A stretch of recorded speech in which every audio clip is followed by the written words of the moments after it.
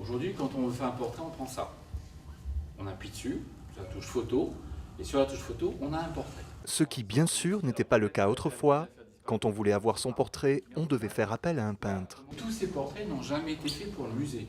Ils étaient dans des salons, ils étaient dans des couloirs, ils étaient en lien avec d'autres portraits. Mais aujourd'hui, ces portraits sont bel et bien au musée Léon Dierx, où les jeunes vont avoir la chance de les découvrir grâce à Bernard Leveneur, son directeur. Soit on a un portrait simple, brut, un buste, ok, avec un fond neutre. Et ce qu'on voit en premier, c'est le visage. Donc on va attirer l'attention de nous tous, en fait, sur l'expression. Il est jeune, il est vieux, il est apaisé, il est en colère, etc.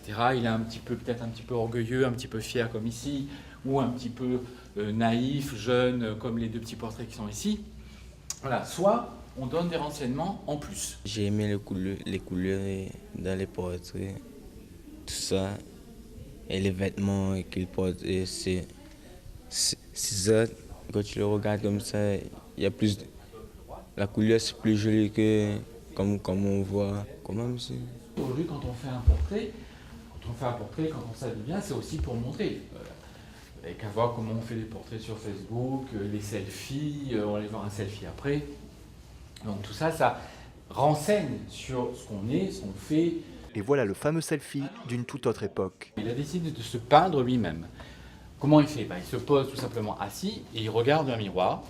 Il a son chevalet avec sa toile en face de lui, il regarde et il se peint. Et il s'est peint avec ses pinceaux, sa palette, son costume de travail. C'est calme, il y a des tableaux, ça raconte une histoire.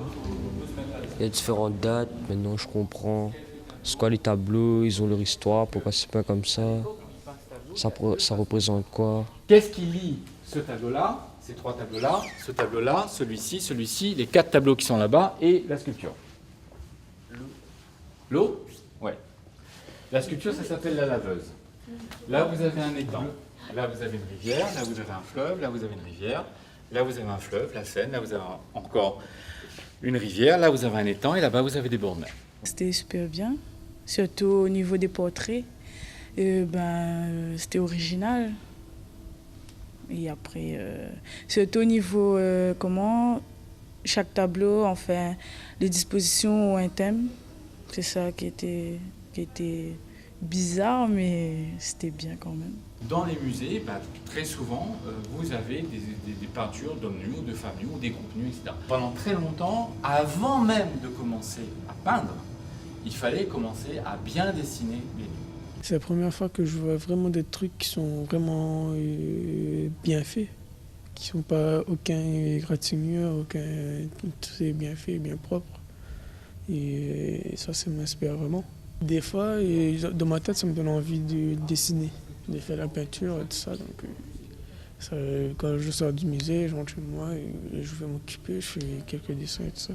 Voilà comment ils s'imaginent la Réunion. Une montagne, la mer, les bateaux qui arrivent, un peu comme s'il s'agissait des premiers temps, comme si c'était les premiers arrivants, les premiers, à la fois les colons européens, les premiers esclaves qui arrivaient ici, enfin bref. Voilà comment ils s'imaginent.